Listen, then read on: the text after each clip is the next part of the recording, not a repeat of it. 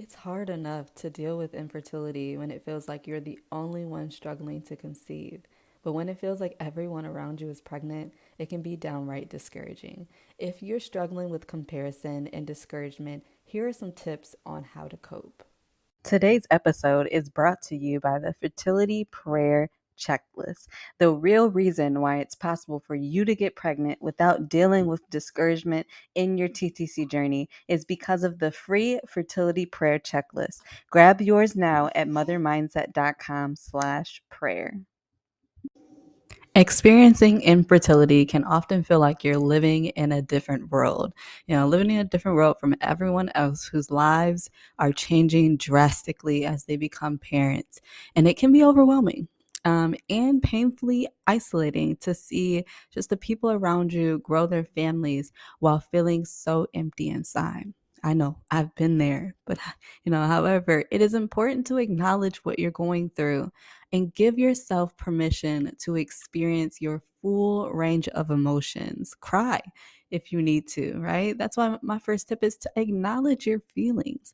When you tell yourself it's okay to let it out, this openness, with yourself allows the waves of grief to come with infertility and to pass without becoming too over consuming, especially when you do this with the Lord, especially when you dive into your worship time with God and you surrender your feelings over to Him, right? Your feelings are valid and they should never be silenced. Allow yourself that freedom no matter your situation and lean on the strength of the Lord.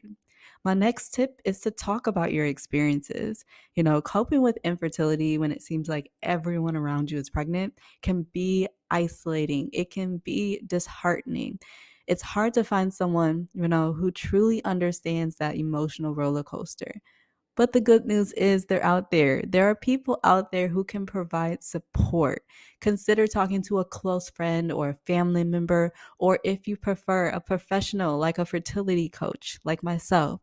If you feel like an outsider in your own circle, it could be helpful to seek help beyond your immediate social circle. Schedule a call with a fertility coach who specializes in that type of emotional fertility support to help you navigate your feelings, or join online support groups with other people who are on the same journey as you. You'll be surprised at how understanding these type of people can be, right?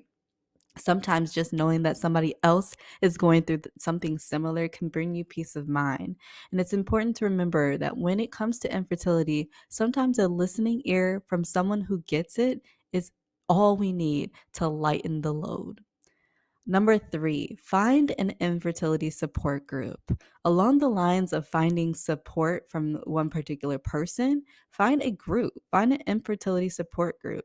Dealing with infertility when everyone around you is pregnant it can be emotionally draining, right? It's easy to feel left out, isolated, resentful. If this is something that you're struggling with, there are resources available that can help.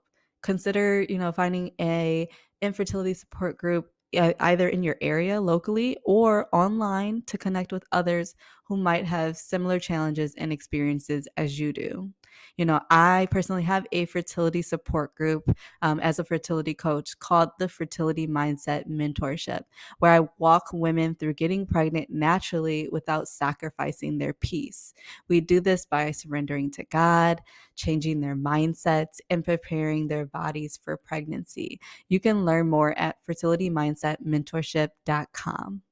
And by joining a infertility support group, you'll benefit from the strength of a collective of people going through the same thing as you while feeling understood and feeling connected in a safe space. So conversations about infertility are often helpful for both mental clarity and emotional support. So it's time to make your voice heard and not struggle alone any longer.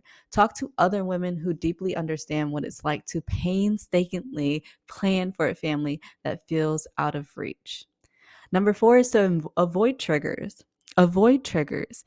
It's important to remember that for many, the road to parenthood isn't always easy. I know you know that. It isn't always easy or straightforward. But It's also important to protect your mental health and delete any sources of comparison from your life. Social media can be particularly triggering, right? When friends and family share their announcements, their baby showers, these things can be triggering. Focusing on yourself and what you can do is often more beneficial than scrolling through images of happy baby bumps. And it's, perfectly understandable if you need some time away from social media or any other activities or settings that might bring up difficult feelings. It's okay to remove these triggers from your life temporarily during this very sensitive season of your journey. And then number 5 is to practice self-care. Finally, taking care of your mental health is key during this time. Talk about your experiences with someone who understands, right? Like we talked about before, seek out that support from others that are in similar situations.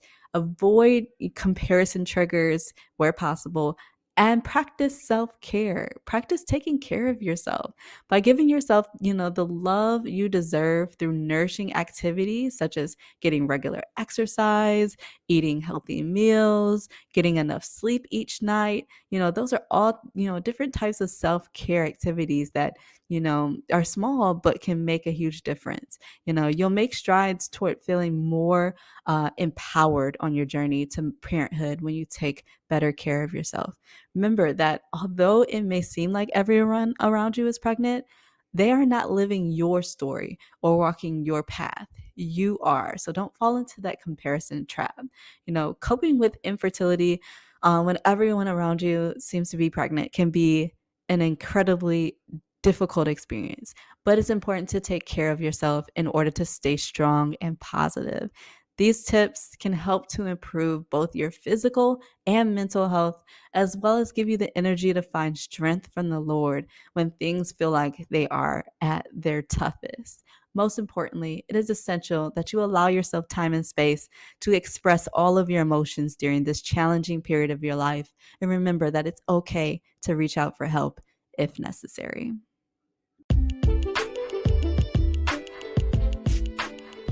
Oh my goodness, sis. I pray that today's episode was helpful. I pray that it was helpful for you. If it was, please leave a review to help this podcast reach other TTC women of faith and tag me at coach.avi on Instagram so I can shout you out. I can't wait to help you balance your hormones and deepen your faith so that you can get pregnant without the overwhelm. Blessings and baby dust.